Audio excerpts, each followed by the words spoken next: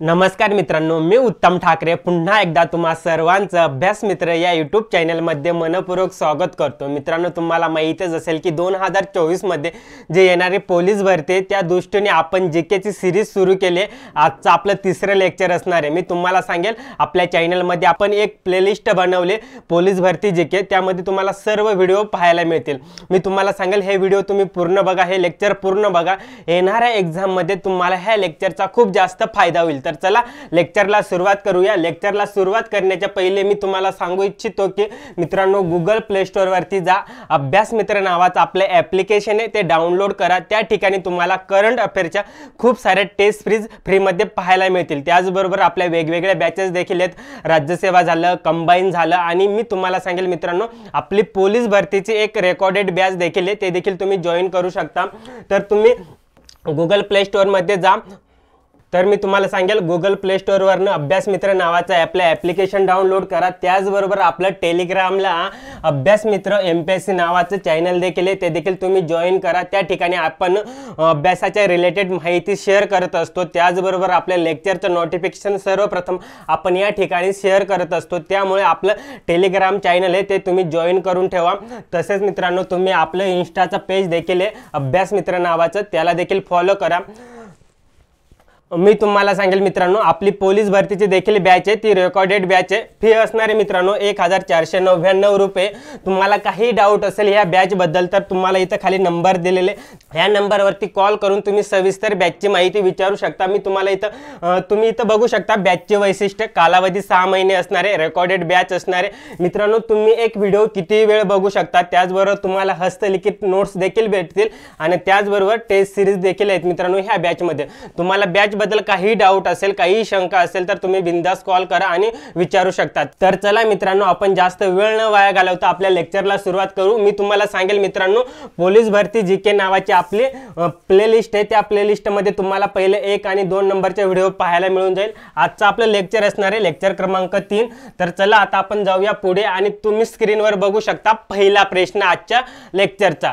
तर अजिंठा लेण्यातील वास्तुकला कोणत्या राजवटीत बांधले गेले? आपल्याला ऑप्शन दिलेले आहेत, सातवाहन वंश, कणव राजवंश, त्यानंतर गुप्त राजवंश आणि मौर्य वंश। तर तुम्हाला या प्रश्नाचं योग्य उत्तर द्यायचे पर्याय क्रमांक 1 सातवाहन वंश यांच्या राजवटीमध्ये जी अजिंठा लेणी मित्रांनो, त्या ठिकाणी जी वास्तुकला आहे ती वास्तुकला बांधली गेलेली होती। जे अजिंठा लेणी होती ते सातवाहन जेव्हा राज्य होते त्यांचा जो काळ होता, त्या काळामध्ये वेरूळचे जे अजिंठा लेणी आहेत मित्रांनो, वेरूळ अजिंठा लेणी, त्यांच्या काळामध्ये ह्या लेण्या बांधल्या गेलेल्या आहेत। तुम्हाला इथे लक्षात ठेवायचे, तुम्हाला असा प्रश्न येईल की अजिंठा लेणीतील वास्तुकला कोणत्या राजवटीत बांधली गेली, तर तुम्हाला उत्तर द्यायचे सातवाहन राजवंश। त्यानंतर आपण या प्रश्नाबद्दल अधिक जाणून घेऊ। आता आपण स्पष्टीकरण बघू। अजिंठा आणि वेरूळ लेण्यांमधील कलाकृतींवर बौद्ध धर्माचा आणि त्यांच्या दयाळू स्वभावाचा प्रभाव होता। तर या ठिकाणी लक्षात घ्या, ज्या अजिंठा आणि वेरूळच्या लेण्या आहेत कोणत्या जिल्ह्यामध्ये, छत्रपती संभाजीनगर या जिल्ह्यामध्ये आपल्याला ह्या लेण्या पाहायला मिळतात। आणि त्या लेण्यांमधील जी कलाकृती असते त्या कलाकृतीवर बौद्ध धर्माचा आणि त्यांच्या दयाळू स्वभावाचा प्रभाव आपल्याला पाहायला मिळतो। त्याचबरोबर या ठिकाणी तुम्ही बघू शकता लेण्यांच्या ज्या भिंती आहेत मित्रांनो, शेताला सुशोभित करणारी चित्रे भगवान बुद्ध आणि विविध बौद्ध धर्माच्या जीवनातील घटना दर्शविल्या आहेत। तर मी तुम्हाला सांगेल त्या ठिकाणी ज्या भिंती आहेत, जे छत आहे, ज्या लेण्या कोरलेल्या ते वरचं जे छत आहे, त्या शेतावर मित्रांनो काय आहेत, तर शेतावर ते डिझाईन किंवा जे चित्र काढले गेलेले आहेत, तर ते भगवान बुद्ध आणि त्यांच्या बौद्ध धर्माच्या जीवनातील ज्या काही घटना होत्या, गौतम बुद्धांच्या जीवनातील ज्या काही घटना होत्या, त्या घटना त्या भिंतींवर, त्या छतावर त्या ठिकाणी कोरल्या गेलेल्या आहेत। हे देखील तुम्हाला लक्षात ठेवायचे। त्यानंतर 1983 मध्ये युनेस्को द्वारे जागतिक वारसा स्थळ म्हणून घोषित करण्यात आलेले। केव्हा घोषित करण्यात आलेले, तुम्हाला असा देखील प्रश्न येऊ शकतो, इथे लक्षात घ्या। 1983 मध्ये युनेस्कोने त्याला जागतिक वारसा स्थळ म्हणून घोषित केलेले। तर आपण अशा प्रकारे पहिला प्रश्न बघितला। मी तुम्हाला सांगेल मित्रांनो, जर तुम्हाला हे व्हिडिओ आवडत असेल तर कमेंट बॉक्समध्ये जाऊन एक छानशी कमेंट करा, व्हिडिओला लाईक करा, आणि मित्रांनो जे पण तुमचे मित्रमैत्रीण अभ्यास करत असतील पोलीस भरतीचा, त्यांच्यापर्यंत हे व्हिडिओ शेअर करा, जेणेकरून सगळ्यांना फायदा होल्या पाहिजे ह्या व्हिडिओचा। तर चला आता आपण दुसरा प्रश्न बघू। तुम्ही स्क्रीनवर बघू शकता, भारतीय राज्यघटनेच्या खालीलपैकी कोणत्या कलमात भारताच्या महान्यायवाद्या संबंधित आहेत? तर आपल्याला या ठिकाणी विचारले प्रश्न दुसऱ्यामध्ये, जे आपले भारताचे महान्यायवादी आहेत तर त्यांच्या संदर्भात कोणता कलम आहे? तर या प्रश्नाचं योग्य उत्तर असणार आहे मित्रांनो पर्याय क्रमांक 2 कलम 76। कलम 76 कशाशी संबंधित आहे? आपल्या भारताचे महान्यायवादी आहेत त्यांच्या संबंधित आहेत। आपले भारतीय राज्यघटनेमध्ये जे कलम 76 आहे ते कशाशी संबंधित आहे? महान्यायवाद्याशी संबंधित आहे, हे तुम्हाला लक्षात ठेवायचे। त्यानंतर आपण या प्रश्नाचं स्पष्टीकरण बघू। तुम्ही बघू शकता, भारतीय संविधानाचा कलम 76 भारतीय महान्यायवाद्या संबंधित आहे। त्यानंतर भाग 5 अंतर्गत भारताच्या महान्यायवादी पदाशी संबंधित आहे, ते तुम्हाला मी 2-3 वेळेस सांगितले। त्यानंतर भारताचे सर्वोच्च कायदा अधिकारी म्हणूनही ओळखले जातं। तुम्हाला असा देखील प्रश्न येऊ शकतो की आपला भारताचा सर्वोच्च कायदा अधिकारी कोण आहे? तर तुम्हाला वेगवेगळे ऑप्शन असणार, पंतप्रधान, राष्ट्रपती, महान्यायवादी आणि राज्यपाल। तर तुम्हाला उत्तर काय द्यायचे? महान्यायवादी। तर तुम्ही तर बघू शकता, आपल्या भारताचे जे सर्वोच्च कायदा अधिकारी असतात कोण असतात? महान्यायवादी। त्यानंतर भारत सरकारचे मुख्य कायदेशीर सल्लागार म्हणून ते सर्व कायदेशीर बाबींवर केंद्र सरकारला सल्ला देतात। मित्रांनो, जे आपले भारताचे जे पण कायदेविषयक सल्ला असतील किंवा कायदेविषयक जे काम असतात ते कोण करत असतात? जे पण कायद्याचं काम असतं कोण करत असते? तर महान्यायवादी करत असते। तुम्ही तर लक्षात घ्या की प्रमुख भारत सरकारचे मित्रांनो प्रमुख कायदेशीर सल्लागार म्हणून ते काम करतात आणि ते सर्व कायदेशीर बाबींवर केंद्र सरकारला सल्ला देत असतात। आणि यांची नियुक्ती कोणामार्फत होत असते? तर राष्ट्रपती मार्फत महान्यायवाद्याची नियुक्ती होत असते। तुम्हाला असा प्रश्न येऊ शकतो मित्रांनो, महान्यायवाद्याची नियुक्ती कोण करत असतं? तर तुम्हाला ऑप्शन मध्ये असणार पंतप्रधान, राष्ट्रपती, मुख्यमंत्री, राज्यपाल असे वेगवेगळे ऑप्शन असणार। तुम्हाला उत्तर द्यायचे राष्ट्रपती मार्फत महान्यायवाद्याची नियुक्ती होत असते, हे देखील तुम्हाला लक्षात ठेवायचे। त्यानंतर आता आपण पुढचा प्रश्न बघू। प्रश्न क्रमांक 3 तुम्ही स्क्रीनवर बघू शकता, किंग जॉर्ज पंचम आणि राणी मेरी यांचे भारतात स्वागत करण्यासाठी खालीलपैकी कोणते स्मारक गुजराती शैलीच्या प्रभावाने बांधले गेले? तर आपल्याला इथं विचारले मित्रांनो, जे किंग जॉर्ज पंचम आणि राणी मेरी जेव्हा हे भारतात आले होते तेव्हा भारतात त्यांच्या स्वागतासाठी कोणते स्मारक बांधले गेलेले? तर तुम्ही इथं पर्याय बघा, gate of India, Jallianwala Bagh, सूर्य मंदिर आणि इंडिया गेट। तुम्हाला ते 2 पर्याय कॅन्सलच करायचे असतील, तुम्हाला 2 यामध्येच तुमचा गोंधळ होऊ शकतो। लक्षात ठेवा मित्रांनो, गेट ऑफ इंडिया आणि इंडिया गेट यामध्ये फरक आहे। तुम्ही घाईघाईमध्ये तुमच्याकडनं उत्तर चुकू शकतो। तर या प्रश्नाचं उत्तर असणार आहे गेट ऑफ इंडिया। हे प्रामुख्याने लक्षात ठेवा, इंडिया गेट आणि गेट ऑफ इंडिया यामध्ये प्रामुख्याने लक्षात ठेवायचे। या प्रश्नाचं योग्य उत्तर काय आहे? Gate of India. King George पंचम आणि राणी मेरी यांच्या स्वागतासाठी गेट ऑफ इंडियाचं बांधकाम झालेलं होतं। ते कोणत्या शैलीमध्ये होतं? ते गुजराती शैलीच्या प्रभावाने बांधले गेलेलं होतं, हे देखील तुम्हाला लक्षात ठेवायचे। तर तुम्ही या ठिकाणी बघू शकता, हे तुम्हाला दिसते गेट ऑफ इंडिया आपल्या मुंबईमध्ये आणि हे दिल्लीचं इंडिया गेट, हे दोघं इमेज लक्षात ठेवा। तर आपण इकडे बघू, गेट ऑफ इंडिया भारताचे प्रवेशद्वार म्हणूनही ओळखले जाते। तुम्हाला असा देखील प्रश्न येऊ शकतो मित्रांनो, भारताचे प्रवेशद्वार कोणते? तर तुम्हाला तिथं ऑप्शन सेम असणार, India gate, gate of India. तर तुम्हाला उत्तर द्यायचे गेट ऑफ इंडिया। त्यानंतर ही कमान, जी तुम्हाला ही कमान दिसते त्याची जी उंची ती 26 मीटर 85 फूट इतकी उंची, तुम्हाला असा देखील प्रश्न येऊ शकतो। त्यानंतर बांधकाम हे इंडो सारासेनिक शैलीत आणि मुस्लिम स्थापत्य शैलीचा समावेश आहे। ही जी स्थापत्य शैली आहे त्यामध्ये कोणत्या शैलीचा समावेश आहे? इंडो सारासेनिक शैलीत आणि मुस्लिम स्थापत्य शैलीत। मित्रांनो, हे लक्षात ठेवायचे। सुरुवात केव्हा झाली होती ही वास्तू बांधण्याची? 1911 मध्ये। बांधकाम पूर्ण केव्हा झालं होतं? 1920 मध्ये। तर हे काही मुद्दे होते ते आपण अभ्यासले। त्यानंतर आता आपण पुढच्या प्रश्नाकडे जाऊ। पुढचा प्रश्न तुम्ही स्क्रीनवर बघू शकता, भगवान बिरसा मुंडा जोड रस्ते योजना अंतर्गत एकूण टिंब किमी लांबीचे रस्ते बांधण्यात येणार आहेत।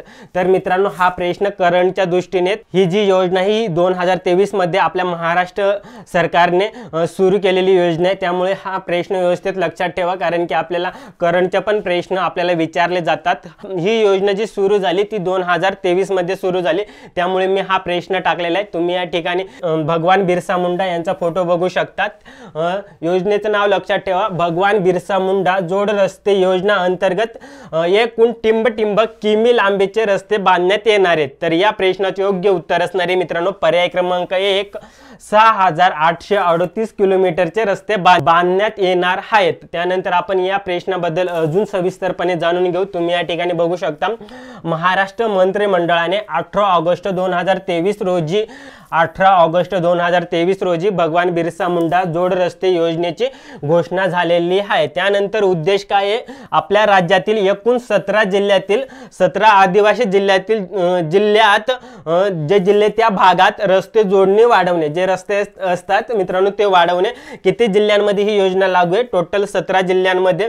या योजनेअंतर्गत सर्व आदिवासी वाड्या वस्त्यांना मुख्य रस्त्याशी जोडणे। तर तुम्हाला लक्षात ठेवायचे की जे आपल्या महाराष्ट्रामधील 17 आदिवासी जिल्हे, त्या जिल्ह्यांमध्ये जे रस्ते असतात ते तालुक्याच्या ठिकाणी जोडणे या योजनेचा मुख्य उद्दिष्ट आहे।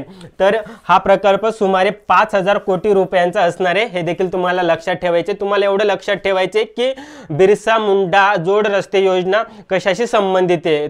जे आदिवासी गाव आहेत त्या गावांमध्ये रस्ते तयार करणे आणि ते रस्ते मुख्य शहराशी जोडणे ह्या योजनेचा प्रमुख उद्दिष्ट आहे। तर त्यानंतर आता आपण पुढे जाऊया, पुढचा प्रश्न बघू। प्रश्न क्रमांक 5, उत्तर पश्चिम भारतातील पठाणांनी कोणाच्या नेतृत्वाखाली लाल शर्ट म्हणून प्रसिद्ध असलेल्या खुदाई खिदमतगार समाजाची स्थापना केली? तर प्रश्न व्यवस्थित बघा मित्रांनो, उत्तर पश्चिम भारतातील पठाणांनी कोणाच्या नेतृत्वाखाली लाल शर्ट म्हणून प्रसिद्ध असलेल्या खुदाई खिदमतगार समाजाची स्थापना करण्यात आली? तर या प्रश्नाचे योग्य उत्तर असणारे मित्रांनो पर्याय क्रमांक 1, खान अब्दुल गफार खान। तर यांच्याबद्दल आपण अधिक जाणून घेऊ। या ठिकाणी तुम्ही बघू शकता, गफारांनी 1929 मध्ये खुदाई खिदमतगार ही संघटना उभारली होती। या संघटनेच्या सदस्यांना लाल डगलेवाले म्हणूनही ओळखले जायचे। तर हे लक्षात ठेवा, लाल डगलेवाले म्हणूनही ओळखतात। आणि ही जी संघटना आहे ही संघटना सुर्खपोश या नावाने देखील ओळखली जाते, हे देखील तुम्हाला लक्षात ठेवायचे। केव्हा सुरू झाली होती ही संघटना? 1929 मध्ये। नाव काय होतं? खुदाई खिदमतगार म्हणून ही संघटना उभारली होती। आणि या संघटनांमध्ये जे सदस्य असतात त्यांना काय म्हटलं जायचं? लाल डगलेवाले असेही म्हटलं जायचं, लाल डगलेवाले असे म्हटलं जायचं। आणि ही संघटना सुर्खपोश या नावाने देखील ओळखली जायची। त्यानंतर आपण बघू, खुदाई खिदमतगार ही संघटना 1929 आणि 30 मध्ये, काही ठिकाणी तुम्हाला 29 पाहायला मिळेल, काही ठिकाणी 30 बघायला मिळेल। तर ऑप्शन मध्ये काही पण असेल तर तुम्हाला लक्षात ठेवायचं, काही ठिकाणी तुम्हाला 29 बघायला मिळेल, काही ठिकाणी 30 बघायला मिळेल। तर 1929-30 मध्ये ब्रिटिश भारताच्या वायव्य सरहद्द प्रांतात आता पाकिस्तानाचा खैबर पख्तूनख्वा प्रांत खान अब्दुल गफार खान यांनी हिंसक चळवळ उभी केली होती। तर तुम्हाला लक्षात ठेवायचे, जो आपला भारताचा वायव्य प्रांत होता त्या ठिकाणी खान अब्दुल गफार खान यांनी एक अहिंसक चळवळ उभारली होती। आणि मित्रांनो, जे खान अब्दुल गफार खान आहेत त्यांना वेगवेगळ्या नावाने ओळखलं जातं, ते तुम्हाला प्रामुख्याने लक्षात ठेवा। सरहद्द गांधी, त्यानंतर त्यांना सीमांत गांधी देखील म्हटलं जातं, हे दुसरं नाव आहे। सरहद गांधी किंवा सीमांत गांधी म्हणूनही ओळखलं जातं, त्यांना बच्चा खा म्हणूनही ओळखलं जातं। आणि त्यांना अजून एक नाव आहे बादशाह खान। हे तुम्हाला नावं लक्षात ठेवायचे आहेत मित्रांनो। यांच्यावर खूप सारे प्रश्न आतापर्यंत बनलेले आहेत आणि यापुढे प्रश्न बनतील, त्यामुळे मी जो हा प्रश्न तुम्हाला सांगितलं, हे जे स्पष्टीकरण सांगितले ते तुम्ही व्यवस्थित लक्षात ठेवा। त्यानंतर आपण पुढचा प्रश्न बघू, पुढच्या प्रश्नाकडे जाऊया। प्रश्न क्रमांक 6, ओरु जाती ओरु मातम ओरु दैवम मनुष्य एक जात एक धर्म मानव जातीसाठी एक देव हे विधान कोणी केले? तर मित्रांनो त्याचा अर्थ काय आहे? ओरु जाती ओरु मातम ओरु दैवम मनुष्य एक जात एक धर्म मानव जातीसाठी एक देव हे विधान कोणी केले? तर या प्रश्नाचे योग्य उत्तर असणार आहे मित्रांनो नारायण गुरु। तुम्हाला लक्षात ठेवायचे असे देखील प्रश्न आपल्याला विचारले जातात। त्यानंतर आपण पुढे जाऊया। पुढचा प्रश्न बघू। कोणत्या खेळाडूला 2023 चा मेजर ध्यानचंद खेळरत्न पुरस्कार मिळालाय? आपल्याला हा करंटचा प्रश्न आहे मित्रांनो। मी तुम्हाला सांगेल हे जे राष्ट्रीय खेळ पुरस्कार असतात ते कोणामार्फत दिले जातात? तर राष्ट्रपती मार्फत दिले जातात। ह्याच महिन्यामध्ये मित्रांनो 9 जानेवारी 2024 मध्ये राष्ट्रपतीच्या हस्ते जे क्रीडा क्षेत्रातील पुरस्कार होते त्यामध्ये द्रोणाचार्य पुरस्कार झालं, मेजर ध्यानचंद पुरस्कार झालं, अर्जुन पुरस्कार झाले, हे पुरस्कार दिले गेले। तर जो खेळ क्षेत्रातील तो सगळ्यात महत्त्वाचा पुरस्कार असतो तो म्हणजे मेजर ध्यानचंद खेळरत्न पुरस्कार। यावेळेस 2 व्यक्तींना मिळाले। तर ते 2 व्यक्ती कोण आहेत ते तुम्हाला या ठिकाणी सांगायचे। तर आपल्याला प्रश्न विचारलाय मित्रांनो कोणत्या खेळाडूला 2023 चा मेजर ध्यानचंद खेळरत्न पुरस्कार मिळालाय? तर मित्रांनो या प्रश्नाचं योग्य उत्तर असणार आहे पर्याय क्रमांक 3 1 आणि 2 या दोघं व्यक्तींना हे पुरस्कार मिळाले। चिराग शेट्टी आणि सात्विक साईराज रंकीरेड्डी या दोघं व्यक्तींना हा पुरस्कार मिळालेला आहे। तुम्ही इथं बघू शकता त्यांचे फोटो। या ठिकाणी तुम्हाला हे जे पाहायला मिळत आहेत हे आहेत मित्रांनो चिराग चंद्रशेखर शेट्टी। हा जो फोटो तुम्हाला दिसत आहे हे आहेत मित्रांनो श्री चिराग चंद्रशेखर शेट्टी आणि जे हा दुसरे व्यक्ती तुम्हाला दिसत आहेत मित्रांनो ते आहेत रंकीरेड्डी सात्विक साईराज। आणि ते कोणत्या खेळाशी संबंधित होते हे देखील तुम्हाला लक्षात ठेवायचे। दोघे बॅडमिंटन खेळाशी संबंधित होते। तिकडे तुम्ही त्यांचा फोटो बघू शकता। तुम्ही हे इथं लक्षात ठेवा की मेजर ध्यानचंद खेळरत्न पुरस्कार 2023 मध्ये कोणाला मिळाला? तर श्री चिराग चंद्रशेखर शेट्टी बॅडमिंटन खेळाशी संबंधित आहेत आणि जे दुसरे व्यक्ती आहेत ते श्री रंकीरेड्डी सात्विक साईराज बॅडमिंटन खेळाशी संबंधित आहे। तुम्हाला हे प्रामुख्याने लक्षात ठेवायचे। करंटच्या दृष्टीने हा प्रश्न खूप महत्त्वाचा आहे। त्यानंतर आपण पुढील प्रश्नाकडे जाऊया। पुढचा प्रश्न तुम्ही स्क्रीनवर बघू शकता। 1998 मध्ये कोणत्या भारतीय अर्थशास्त्रज्ञाला अर्थशास्त्रातील नोबेल पुरस्काराने सन्मानित करण्यात आले? तर या ठिकाणी आपल्याला विचारले की जे अर्थशास्त्रातील नोबेल पुरस्कार मिळाले तर आपल्या त्या भारतीय व्यक्तीला मिळाले तर ते भारतीय व्यक्ती कोण आहेत? तर या प्रश्नाचे योग्य उत्तर असणारे मित्रांनो पर्याय क्रमांक 1 अमर्त्य सेन यांना अर्थशास्त्रातील नोबेल पुरस्काराने सन्मानित केले होते। मित्रांनो केव्हा केलं होतं ते देखील तुम्हाला लक्षात ठेवायचे। 1998 मध्ये हा पुरस्कार त्यांना मिळालेला होता किंवा ह्या पुरस्काराने त्यांना सन्मानित करण्यात आलेले होते। त्यानंतर आपण त्यांच्याबद्दल अधिक जाणून घेऊ। तुम्ही या ठिकाणी बघू शकता अमर्त्य सेन हे जागतिक कीर्तीचे भारतीय अर्थशास्त्रज्ञ आहेत। त्यानंतर त्यांना अर्थशास्त्रातील मूलभूत समस्यांवरील पुढील योगदान अतिशय महत्त्वाचे आहे। तर त्यांनी अर्थशास्त्रामध्ये जे मूलभूत समस्या होते अर्थशास्त्रामध्ये त्यांचं जे योगदान आहे ते खूप महत्त्वाचे हे तुम्ही इथं प्रामुख्याने लक्षात ठेवा। त्यांनी सामाजिक निवडीचा सिद्धांत मांडलेला होता हे देखील तुम्हाला पॉइंट लक्षात ठेवायचे। जर तुम्ही कंबाईनची तयारी करत असतील तर हा प्रश्न व्यवस्थित लक्षात ठेवा। हे सर्व मुद्दे व्यवस्थित लक्षात ठेवा। त्यांनी सामाजिक निवडीचा सिद्धांत मांडलेला होता। त्यानंतर दारिद्र्याचे निर्देशांक त्यांनी सांगितलेले होते। त्यानंतर कल्याणाचे निर्देशांक आणि दुष्काळाचे विश्लेषण केलेलं होतं। तर हे चारही पॉइंट लक्षात ठेवायचे। आपले भारतीय अर्थशास्त्रज्ञ अमर्त्य सेन यांना 1998 मध्ये नोबेल पुरस्कार मिळाला होता अर्थशास्त्रातील। त्यांचं योगदान देखील तुम्हाला लक्षात ठेवायचे। त्यांचं योगदान लक्षात ठेवा। सामाजिक निवडीचा सिद्धांत त्यांनी दिला होता, दारिद्र्याचे निर्देशांक त्यांनी सांगितले होते, त्यानंतर कल्याणाचे निर्देशांक आणि दुष्काळाचे विश्लेषण त्यांनी केलेले होते। हे काही पॉइंट होते, हे काही मुद्दे होते, तुम्हाला ते प्रामुख्याने लक्षात ठेवायचे। एग्जामच्या दृष्टीने आपल्याला खूप महत्त्वाचे। त्यानंतर आपण पुढचा प्रश्न बघू। भारतीय अणु कार्यक्रमाचे जनक म्हणून कोणाला ओळखले जाते? अणु कार्यक्रमाचे म्हणजेच मित्रांनो परमाणूचे। तर या प्रश्नाचे योग्य उत्तर असणारे डॉक्टर होमी जे भाभा। तर पर्याय क्रमांक 1 या प्रश्नाचे योग्य उत्तर असणारे। त्यानंतर आपण त्यांच्याबद्दल अधिक जाणून घेऊ। होमी जहागीर भाभा यांना भारतीय औष्णिक कार्यक्रमाचे जनक म्हणून ओळखले जाते। तर तुम्हाला असा देखील प्रश्न येऊ शकतो, भारतीय औष्णिक कार्यक्रमाचे जनक म्हणून कोणाला ओळखले जाते? तर तुम्हाला उत्तर द्यायचे डॉक्टर होमी जहागीर भाभा यांना। ते भारतीय अणुभौतिक शास्त्रज्ञ होते। त्यांनी भाभा अणु संशोधन केंद्र आणि टाटा इन्स्टिट्यूट ऑफ फंडामेंटल रिसर्चची स्थापना केली होती। तुम्हाला हे देखील लक्षात ठेवायचे, डॉक्टर होमी भाभा यांनी जानेवारी 1954 मध्ये अणु ऊर्जा प्रतिष्ठान ट्रॉम्बेची स्थापना केलेली होती। त्यानंतर 1966 मध्ये अणु ऊर्जा प्रतिष्ठान ट्रॉम्बेचे नाव बदलून भाभा अणु संशोधन केंद्र करण्यात आले होते। तुम्हाला हे देखील मुद्दे लक्षात ठेवायचे। आपण पुन्हा एकदा बघू, डॉक्टर जहागीर होमी भाभा हे आपले भारतातील भारतीय औष्णिक कार्यक्रमाचे जनक म्हणून ओळखले जातात। त्याचबरोबर ते भारतीय अणुभौतिक शास्त्रज्ञ होते। त्यांनी भाभा अणु संशोधन केंद्र टाटा इन्स्टिट्यूट ऑफ फंडामेंटल रिसर्चची स्थापना देखील केलेली होती। डॉक्टर होमी भाभा यांनी जानेवारी 1954 मध्ये अणु ऊर्जा प्रतिष्ठान ट्रॉम्बेची स्थापना केली होती आणि त्याचं नाव चेंज केलं होतं केव्हा? तर 1966 मध्ये नाव बदलण्यात आले होतं। नाव काय केलं होतं? तर भाभा अणु संशोधन केंद्र। हे काही महत्त्वाचे मुद्दे होते, आपल्या एक्झामच्या दृष्टीने सगळे मुद्द्यांवरती प्रश्न बनू शकतात, त्यामुळे व्यवस्थित लक्षात ठेवायचे आहेत। त्यानंतर आता आपण पुढचा प्रश्न बघू। पुढचा प्रश्न तुम्ही स्क्रीनवर बघू शकता। अप्पी केंद्र हा शब्द कशाशी संबंधित आहे? आपल्याला विचारले की अप्पी केंद्र हा शब्द हा कशाशी संबंधित आहे? तर मित्रांनो, या प्रश्नाचे योग्य उत्तर असणारे भूकंप संबंधित अप्पी केंद्र आहे। ते काय असतं ते आता आपण पुढे जाणून घेऊ। तुम्ही या ठिकाणी बघू शकता, आपण थोडं कन्सेप्ट समजून घेऊ। भूकंप पृथ्वीच्या अंतर्गत भागात उद्भवलेल्या बलामुळे होत असतं।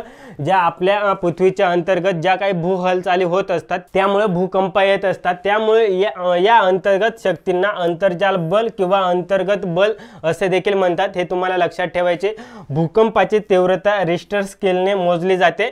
तुम्हाला असा देखील प्रश्न येऊ शकतो, खूप वेळेस प्रश्न आलेले देखील आहेत की भूकंपाची तीव्रता कोणत्या स्केलने मोजली जाते? तर तुम्हाला उत्तर द्यायचे रिश्टर स्केलने मोजली जाते। त्यानंतर मित्रांनो, भूकंपाच्या उत्पत्तीच्या जागेला नाभी असे म्हणतात आणि जमिनीच्या पृष्ठभागावर जे स्थान नाभीला लंबवत आहे त्याला अप्पी केंद्र म्हणतात।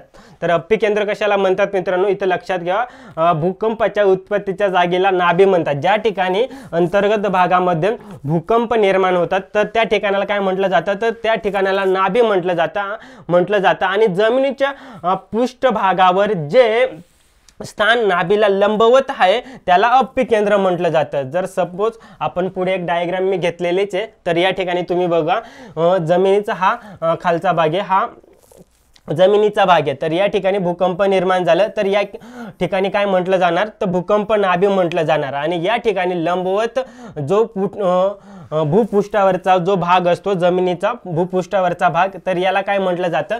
तर याला अप्पी केंद्र म्हटलं जातं।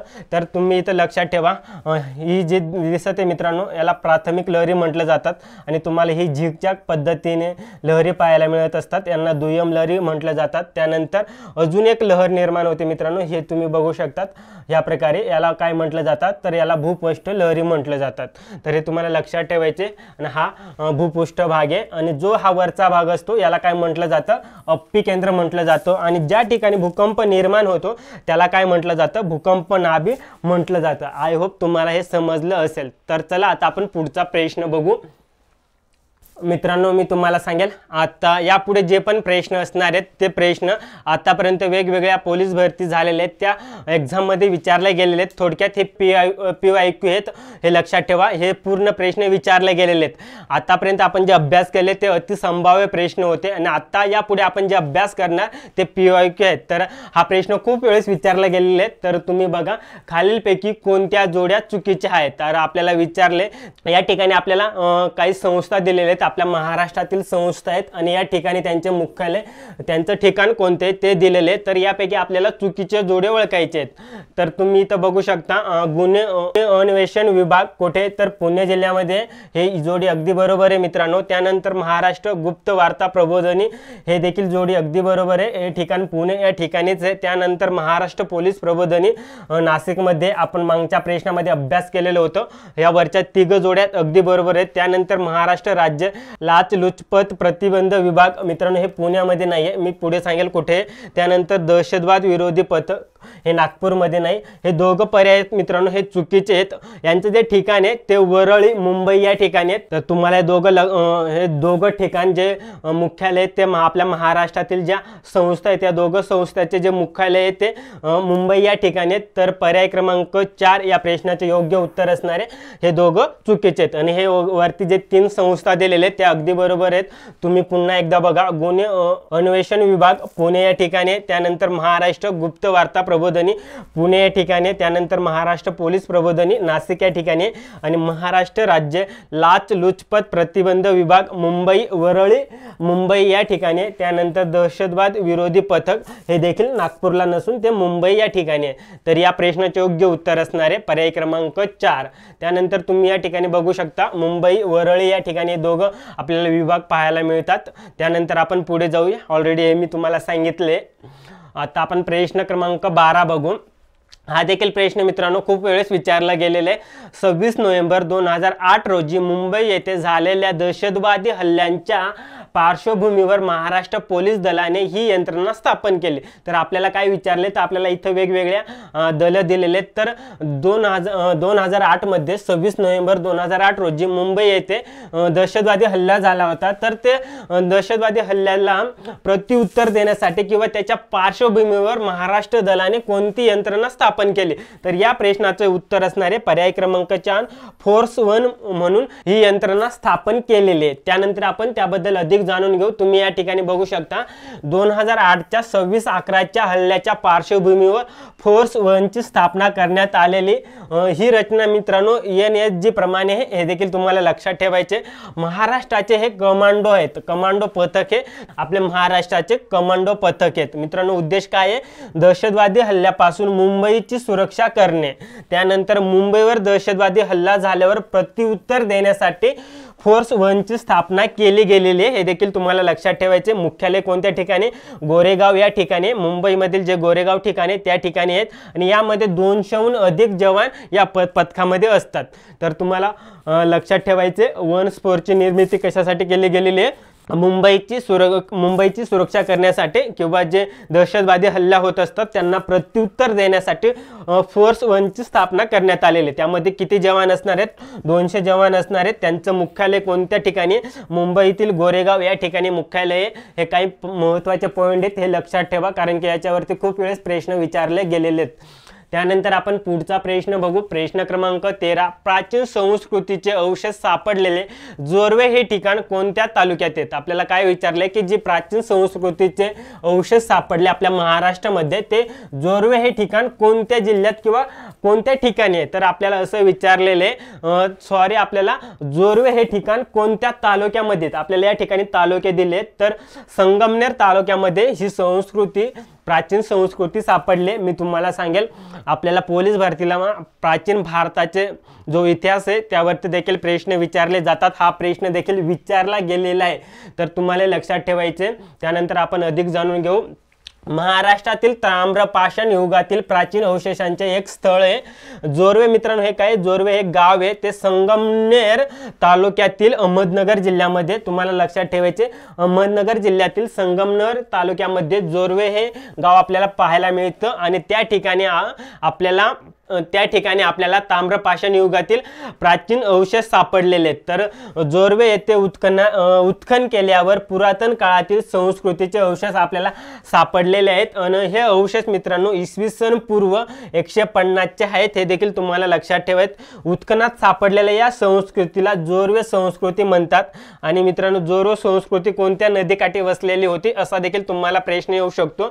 तर उत्तर द्यायचे तुम्हाला प्रवरा नदीकाठी. तुम्हाला हे मुद्दे लक्षात ठेवायचे कारण की यावरती ऑलरेडी प्रश्न विचारले गेलेले आहेत. तर तुम्हाला या ठिकाणी जो काही मुद्दे आहेत मित्रांनो त्यावरती देखील प्रश्न येऊ शकतात. तुम्हाला असा प्रश्न येऊ शकतो की जोरवे संस्कृती आपल्या महाराष्ट्रातील कोणत्या नदीकाठी वसलेली होती? तर तुम्हाला उत्तर द्यायचे प्रवरा नदीकाठी. प्रवरा नदी कुठे? अहमदनगर जिल्ह्यामध्ये. अहमदनगर जिल्ह्यामधील कुठे? संगमनेर तालुक्यामध्ये. आणि संगमनेर तालुक्यातील कोणत्या गावात? तर जोरवे गावात. तर तुम्हाला हे सर्व पॉइंट लक्षात ठेवायचे आहेत. त्यानंतर आता आपण पुढे जाऊया. तुम्ही या ठिकाणी फोटो बघू शकतात. हे उत्खनन केलेलं ठिकाण आहे जोरवे गावातील आणि त्या ठिकाणी आपल्याला हे काही भांडे सापडलेले आहेत. तुम्हाला हे भांडे पाहायला मिळत असतील. तर हे जोरवे संस्कृतीमध्ये सापडलेले भांडे तुम्हाला हे ठिकाणी दिसत असेल. तर चला आता आपण पुढे जाऊया. प्रश्न क्रमांक 14, खालीलपैकी कोणता ग्रंथ बौद्धांचा धर्मग्रंथ आहे? तर आपल्याला या ठिकाणी विचारले की आपल्याला या ठिकाणी ग्रंथ दिले, तर बौद्ध धर्माचा कोणता ग्रंथ आहे हे तुम्हाला लक्षात ठेवायचे. तर त्रिपिटक हा बौद्ध धर्माचा धर्मग्रंथ आहे, हे तुम्हाला प्रामुख्याने लक्षात ठेवायचे. त्यानंतर आपण जे काही धर्म आहेत त्यांचे जे ग्रंथ आहेत ते आता आपण या ठिकाणी बघू. या ठिकाणी मी दिलेले धर्म आणि इकडे धर्मग्रंथ. तर बौद्ध धर्म त्यांचा तो धर्मग्रंथ आहे, त्याचं नाव काय आहे? त्रिपिटक. तुम्हाला हे लक्षात ठेवायचे. जैन धर्माचा धर्मग्रंथ कोणता आहे? अगम. हे तुम्हाला लक्षात ठेवायचे. यावरती सगळ्यांवरती प्रश्न बनू शकतात. त्यानंतर मुस्लिम धर्माचा धर्मग्रंथ कोणता आहे? तर कुराण. त्यानंतर शीख धर्माचा धर्मग्रंथ कोणता आहे? गुरु ग्रंथ साहिब हा आपल्याला धर्मग्रंथ पाहायला मिळतो. त्यानंतर ख्रिश्चन धर्माचा बायबल हे धर्मग्रंथ आहे आणि आपल्या हिंदू धर्माचा तर भगवद्गीता हा धर्मग्रंथ आपल्याला पाहायला मिळतो. तुम्हाला पुन्हा एकदा लक्षात ठेवा. बौद्ध त्रिपिटक, जैन अगम, त्यानंतर मुस्लिम कुराण, शीख गुरु ग्रंथ साहिब, त्यानंतर ख्रिश्चन बायबल आणि हिंदू भगवद्गीता. तर तुम्हाला हे पूर्ण धर्मग्रंथ लक्षात ठेवायचे. या बाजूला धर्म दिलेले आहेत आणि त्या ठिकाणी धर्मग्रंथ. त्यानंतर आपण पुढे जाऊया. पुढचा प्रश्न बघू. 1802 मध्ये टिंब पेशव्याने इंग्रजांशी तैनाजी फौजेचा करार केला.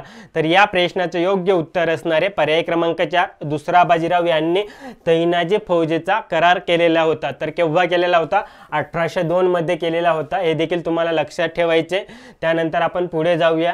तैनाजी फौज ही भारतातील संस्थानांवर ब्रिटिशांचा अधिकार वाढवण्यासाठी ब्रिटिश भारतातील गव्हर्नर जनरल लॉर्ड वेलेस्ली याने इसवी सन 1798 मध्ये चालू केलेली एक योजना होती.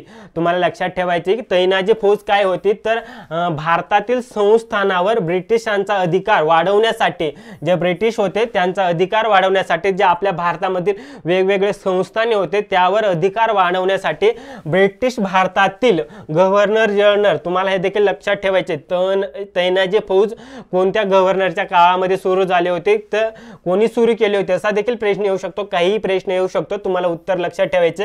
लॉर्ड वेलेस्ली यांनी ही सुरू केली होती. केव्हा केले होते? 1798 मध्ये ही योजना सुरू केलेली होती. तर तैनाजी फौजेच्या अंतर्गत करार झालेल्या संस्थानाची जबाबदारी कंपनी घेत होते. त्यावेळी ईस्ट इंडिया जी कंपनी होती ती ईस्ट इंडिया कंपनी ज्यांच्या बरोबर तैनाजी फौजेचा करार झालेला होता तर ते संस्थानाची जबाबदारी कंपनी घेत होती, ईस्ट इंडिया कंपनी घेत होती. हे देखील तुम्हाला लक्षात ठेवायचे. 1802 साली यशवंतराव होळकरांनी हडपसरच्या लढाईत पेशवे व शिंदे दोघांना हरवले. या प्रभावामुळे बाजीराव इंग्रजांच्या आश्रयाला वसईत गेला व तेथे त्यांच्याशी तैनाजी फौजेचा करार केला. तर तुम्हाला लक्षात ठेवायचे की 1802 मध्ये यशवंतराव होळकरांनी हडपसरच्या लढाईत पेशवे व शिंदे दोघांना हरवले. या प्रभावामुळे दुसरे जे बाजीराव होते ते इंग्रजांच्या आश्रयाला कुठे गेले तर वसईत गेले. तेथे त्यांनी तैनाजी फौजेचा करार केला. होळकर विरुद्ध पेशवे व शिंदे यांची युक्ती झाली. यावेळी बाजीराव पेशव्यांनी दौलतराव शिंदे यांचे समर्थन केले होते. तुम्हाला हे काही पॉइंट लक्षात ठेवायचे. त्यानंतर आपण पुढे जाऊया. लक्षात ठेवा हे सर्व पॉइंट तुम्हाला लक्षात ठेवायचे. त्यानंतर आपण पुढचा प्रश्न बघू. पुढचा प्रश्न 16 इसवी सन 1757 ची प्लासीची लढाई, 1760 मध्ये वादीवादची लढाई आणि 1764 ची बक्सारची लढाई, या तिन्ही लढाया इंग्रजांनी जिंकल्या. त्यावेळी बंगालचा गव्हर्नर कोण होता? आपल्याला काय विचारले की इथं बघा तुम्ही 1757 मध्ये कोणती लढाई झाली होती तर प्लासीची लढाई झाली होती. त्यानंतर 1760 मध्ये वादीवादची लढाई झाली होती आणि 1764 मध्ये बक्सारची लढाई झाली होती. ह्या तिघ लढाई झाल्या तेव्हा बंगालचा गव्हर्नर कोण होता? तर या प्रश्नाचे योग्य उत्तर असणारे पर्याय क्रमांक 2 रॉबर्ट क्लाइव्ह हा त्यावेळेचा बंगालचा गव्हर्नर होता। या जेव्हा तिघ लढाई झाल्या, तुम्हाला इथं लक्षात ठेवायचे 1757 मध्ये कोणती लढाई झाली, प्लासीची लढाई झाली होती, 1760 मध्ये वादीवादची लढाई झाली आणि 1764 मध्ये बक्सरची लढाई झाली। त्यावेळी बंगालचा गव्हर्नर कोण होता, तर रॉबर्ट क्लाइव्ह हा बंगालचा गव्हर्नर होता। त्यानंतर आपण अधिक जाणून घेऊ। तुम्ही तर बघू शकता रॉबर्ट क्लाइव्ह जो काळ होता त्याचा 1757 ते 1760 या काळात तो बंगालचा गव्हर्नर होता। त्यानंतर या लढाया कोणाकोणामध्ये झाल्या ते आता आपण जाणून घेऊ। 1757 मध्ये 57च्या काळात सिराजुद्दौला इंग्रज यांच्यात प्लासीची लढाई झाली होती। प्लासीची लढाई कोणामध्ये झाली होती, इंग्रज आणि सिराजुद्दौला यांच्यात ही लढाई झाली होती। त्यानंतर 1760 मध्ये इंग्रज आणि फ्रेंच यांच्यात जी लढाई झाली होती त्यालाच म्हटलं जातं वादीवादची लढाई। केव्हा झाली होती, 1760 मध्ये इंग्रज आणि फ्रेंच यांच्यात झालेली होती ही लढाई। त्यानंतर शाह आलम, मीर कासिम आणि अवधचा नवाब शुजा-उद-दौला आणि इंग्रज यांच्यात बक्सरची लढाई झालेली होती, हे देखील तुम्हाला लक्षात ठेवायचे। त्यानंतर पुढे जाऊया मित्रांनो। हे जे प्रश्न तुम्ही पाहत आहेत हे सर्व प्रश्न पोलीस भरतीमध्ये विचारले गेलेले आहेत, त्यामुळे व्यवस्थित लक्षात ठेवा।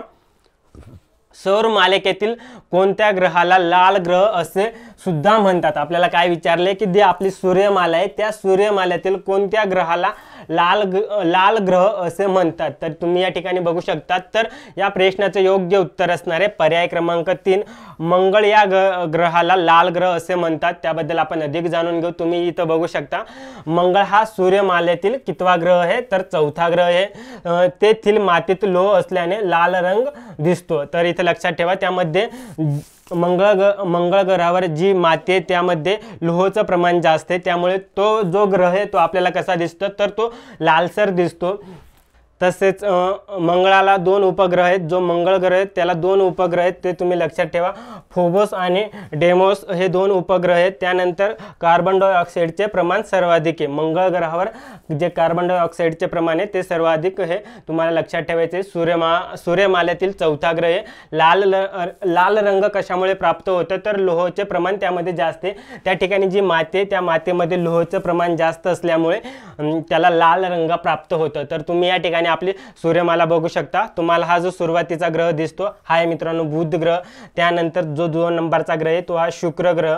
त्यानंतर ही आपली पृथ्वी, हा पृथ्वीचा उपग्रह चंद्र। त्यानंतर तुम्हाला हा जो ग्रह दिसतोय हा ग्रह आहे मित्रांनो मंगळ। आपल्याला एग्जाम मध्ये हाच विचारला होता की मंगळ ग्रहाला कशामुळे लाल रंग प्राप्त होतो, तर त्यातल्या मातीमध्ये लोहाचं प्रमाण जास्त आहे। त्यानंतर हा जो तुम्हाला ग्रह दिसतोय सर्वात मोठा हा आहे मित्रांनो गुरु। त्यानंतर तुम्हाला हा जो ग्रह दिसतोय हा शनी आणि हा आहे युरेनस आणि नेपच्यून। तुम्हाला हे पूर्ण क्रम लक्षात ठेवायचे। पुन्हा एकदा बघा, बुध, शुक्र, पृथ्वी, मंगळ, गुरु, शनी, युरेनस आणि नेपच्यून। शेवटचा ग्रह कोणता आहे मित्रांनो, नेपच्यून। तुम्हाला ही सूर्यमाला दिसत असेल, या सूर्यमालेतील एकूण किती ग्रह आहेत, टोटल 8 ग्रह आहेत, हे तुम्हाला लक्षात ठेवायचे। त्यानंतर आपण पुढे जाऊया। जगातील सर्वात लहान देश कोणता, तर आपल्याला काय विचारले की जगातील सर्वात लहान देश कोणता आहे, तर या प्रश्नाचं उत्तर असणार आहे पर्याय क्रमांक 3 व्हॅटिकन सिटी। व्हॅटिकन सिटी हा जो देश आहे तो जगातील आपल्या सगळ्यात लहान देश आहे। तुम्हाला हे देखील लक्षात ठेवायचे। हा देखील प्रश्न विचारलेला आहे। जगातील सगळ्यात लहान देश व्हॅटिकन सिटी व्हॅटिकन सिटी हा देश आहे। हा देश कोणत्या खंडामध्ये येत असतो, तर तो युरोप खंडामध्ये येत असतो। देशाचं क्षेत्रफळ 44 हेक्टर फक्त इतकं आहे। आणि सगळ्यात मोठा देश कोणता आहे, तर रशिया आहे। आणि सगळ्यात लहान कोणता देश आहे, तर व्हॅटिकन सिटी। आपल्या भारताचा कितवा क्रमांक लागत असतो क्षेत्रफळाच्या दृष्टीने, तर 7वा क्रमांक लागत असतो। तुम्हाला हे 2-3 पॉईंट लक्षात ठेवायचे। जास्त डिटेलमध्ये पोलीस भरतीमध्ये विचारत नाहीत, एवढे तुम्ही पॉईंट लक्षात ठेवले। सगळ्यात लहान देश, सगळ्यात मोठा देश आणि आपला भारताचा कितवा क्रमांक लागतो, तर 7वा क्रमांक लागत असतो। त्यानंतर आपण पुढे जाऊया। प्रश्न क्रमांक 19 कांगारू हा प्राणी कोणत्या देशात आढळतो। आपल्याला काय विचारले, तर कांगारू हा जो प्राणी असतो हा कोणत्या देशात आढळतो, तर या प्रश्नाचं योग्य उत्तर असणार आहे पर्याय क्रमांक 4 ऑस्ट्रेलिया या देशामध्ये हा प्राणी आढळत असतो। तर तुम्ही या ठिकाणी बघू शकता, आपण त्या प्राण्याचे आपण वैशिष्ट्य बघू, तो प्राणी कसा आहे, कोणत्या ठिकाणी आढळतो। कांगारू हा प्राणी ऑस्ट्रेलियाचा राष्ट्रीय प्राणी आहे। तुम्हाला असा देखील प्रश्न येऊ शकतो की ऑस्ट्रेलियाचा राष्ट्रीय प्राणी कोणता आहे, असा प्रश्न खूप वेळेस विचारले गेले। पुन्हा पुन्हा प्रश्न हे रिपीट होत असतात, त्यामुळे व्यवस्थित लक्षात ठेवा राष्ट्रीय प्राणी कोणता आहे, ऑस्ट्रेलिया देशाचा कांगारू। हा प्राणी कुठे आढळतो? ऑस्ट्रेलिया आणि न्यू गिनीचा जो प्रदेश आहे त्या ठिकाणी हा प्राणी आढळत असतो, कांगारू. त्यानंतर हा प्राणी कच्च्या पिलांना जन्म देतो व नंतर वाढवतो. तुम्हाला हे देखील लक्षात ठेवायचे, या प्राण्याचे काही वैशिष्ट्य आहेत. तो कच्च्या पिल्लाला जन्म देतो आणि नंतर वाढवतो. तो कसा वाढवतो तो आपण पुढे जाणून घेऊ. पिल्लांना ठेवण्यासाठी या प्राण्यांच्या वैशिष्ट्यपूर्ण पिशवी असते, त्यामुळे ह्या पिल्लांचे संरक्षण होते. तर मित्रांनो इथं लक्षात ठेवा, पिल्लांना वाढवण्यासाठी किंवा ठेवण्यासाठी त्या प्राण्याला एक विशिष्ट पूर्ण पिशवी असते आणि त्या पिशवीमुळे या पिल्लांचे संरक्षण होते. प्राण्यांचे वैशिष्ट्य म्हणजे हा प्राणी उडी मारत चालतो, कारण या प्राण्याचे पुढचे पाय हे छोटे असतात. इथं लक्षात घ्या, वैशिष्ट्य लक्षात ठेवायचे तर काय आहे, तर हा जो प्राणी असतो हा उड्या मारत चालतो, कारण या प्राण्याचे जे पुढचे पाय असतात, कांगारू या प्राण्याचे पुढचे जे पाय असतात तर ते लहान असतात आणि जे मागचे पाय असतात ते मोठे असतात. हे तुम्हाला काही वैशिष्ट्य होते या प्राण्याचे, ते देखील लक्षात ठेवायचे. तुम्ही प्राणी बघू शकता, या प्रकारे आपल्याला पाहायला मिळतो कांगारू. तुम्ही तर बघू शकता, जेव्हा तो पिल्लांना जन्म देतो, जेव्हा पिल्लाची पूर्ण वाढ होत नाही त्याच्या आधीच त्याला जन्म देतो, पण या ठिकाणी या प्राण्याला वैशिष्ट्यपूर्ण असे पिशवी त्या ठिकाणी तो पिल्लाला ठेवत असतो. आणि तुम्ही बघू शकता, हा ऑस्ट्रेलिया हा खंड देखील आहे आणि देश देखील आहे, हे देखील तुम्हाला लक्षात ठेवायचं. या ठिकाणी तो आढळत असतो आणि त्याचबरोबर तुम्हाला हा लाल कलरमध्ये दिसतोय पापुआ न्यू गिनी दिसते, या ठिकाणी हा प्राणी आढळत असतो. त्यानंतर आपण पुढे जाऊया.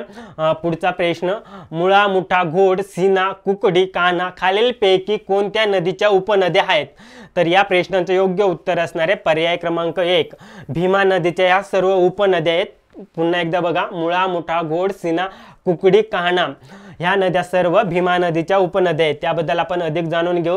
उगम कुठे होत असतो मित्रांनो? पुण्यातील जे भीमाशंकर हे ठिकाण, भीमाशंकरला मित्रांनो काय आहे, एक ज्योतिर्लिंग आहे. आपल्या महाराष्ट्रामध्ये ज्या 5 ज्योतिर्लिंग आहेत त्यापैकी भीमाशंकरला एक ज्योतिर्लिंग आहे आणि त्या ठिकाणी या नदीचा उगम होतो. कोणत्या नदीचा? भीमा नदीचा उगम होतो. आपल्या महाराष्ट्रामध्ये ज्याची जी लांबी नदीची ती 451 किलोमीटर किंवा किमी इतकी लांबी उपनद्या भीमा, इंद्रायणी, मुळा, मुठा, नेरा, मान, घोड, सीना, कुकडी आणि कहना इत्यादी नद्या ह्या भीमा नदीच्या उपनद्या आहेत. तुम्ही या ठिकाणी मॅपमध्ये बघू शकता, मी या ठिकाणी एक मॅप टाकलेला. भीमाशंकर या ठिकाणी या नदीचा उगम होतो. कुकडी, मीना, सीना, पवना, मुळा, मुठा, इंद्रायणी ह्या काय आहेत, ह्या पूर्ण उपनद्या आहेत. आणि त्यानंतर तुम्ही तर बघू शकता, जे पिके असतात मी तुम्हाला लांबी तर सांगितले 451 किमी, जे पिकं असतात ते ऊस, ज्वारी, कापूस इत्यादी पिके घेतले जातात. आणि जे धरणे आहेत मित्रांनो, पानशेत, खडकवासला, मुळशी इत्यादी धरणे आहेत. तर मित्रांनो आजच्या लेक्चरचा आपला हा शेवटचा प्रश्न होता. मी तुम्हाला सांगू इच्छितो की आपले एक पोलीस भरतीची रेकॉर्डेड बॅच आहे, त्याची फी फक्त मित्रांनो 1499 बॅचची वैशिष्ट्य तुम्ही बघू शकता. कालावधी 6 महिने, रेकॉर्डेड बॅच आहे, अनलिमिटेड व्ह्यू आहेत. तुम्ही एक व्हिडिओ किती वेळ बघू शकता. त्याचबरोबर तुम्हाला हस्तलिखित नोट्स दिल्या जातील, त्याबरोबर स्टेज सिरीज आहेत.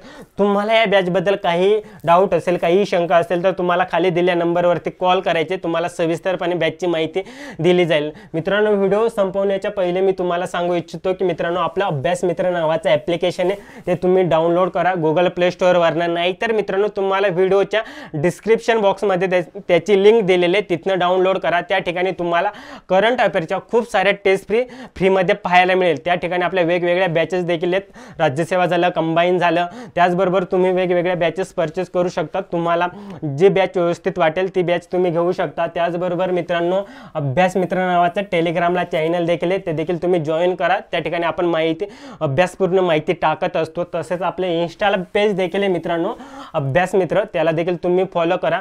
तर मित्रांनो व्हिडिओ आपला इथेच संपूया. मित्रांनो तुम्हाला हा व्हिडिओ कसा वाटला कमेंट करून नक्की सांगा. मी तुम्हाला सांगेल मित्रांनो, जर तुम्हाला व्हिडिओ आवडत असेल तर व्हिडिओला लाईक करा, तुमच्या मित्रमैत्रिणींपर्यंत या व्हिडिओच्या लिंक शेअर करा, जेणेकरून त्यांना पण फायदा होईल. येणाऱ्या 2024 मध्ये जी पोलीस भरती त्यामध्ये त्यांना देखील फायदा होईल. तर मित्रांनो थांबूया या ठिकाणी आणि पुन्हा भेटूया 4थ्या व्हिडिओमध्ये. तर मित्रांनो मी तुम्हाला अजून एक सांगेल, हे जे लेक्चर असतात हे पूर्णपणे रेकॉर्डेड लेक्चर असतात आणि तुम्हाला हे लेक्चर डेली मित्रांनो मिळतील. एखाद्या दिवशी मित्रांनो सुट्टी असू शकते, पण मित्रांनो मी जे जास्तीत जास्त प्रयत्न करेल तुम्हाला एक कंटिन्यू लेक्चर देण्याचं. तर मित्रांनो थांबूया आणि भेटूया पुन्हा नवीन व्हिडिओमध्ये. तोपर्यंत धन्यवाद आणि बघत राहा अभ्यास मित्र यूट्यूब चॅनल.